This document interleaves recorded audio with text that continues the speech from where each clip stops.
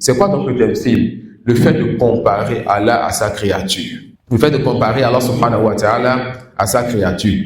D'accord, tu dis Allah il descend comme telle chose descend. Allah voit comme telle chose voit. On va prendre un exemple. Je dis monter. Ça suit. Ou bien je dis s'élever.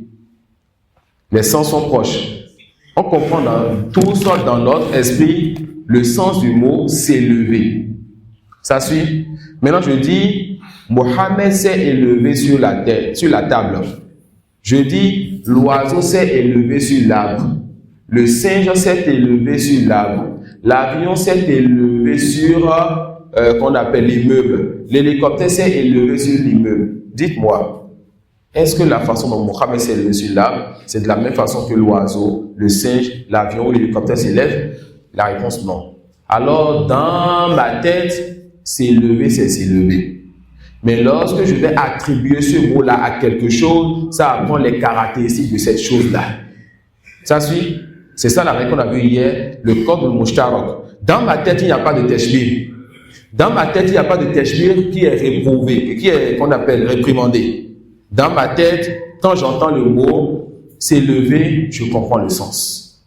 Ensuite, quand je vais dire que le singe s'est élevé sur l'arbre, quand je vais dire que le voisin s'est élevé donc sur son avis, ça suit, je vois que ce n'est pas la même façon de s'élever. Mais pourquoi donc ces groupes-là nous disent que quand Allah dit Ar-Rahman wa al-Arsh istawa, le tout miséricordieux s'est élevé sur le trône, ils disent non. Si nous acceptons le sens de ce verset, c'est comme si on a comparé Allah à sa créature. On leur demande laquelle des créatures? Vous avez comparé Allah à quelle créature?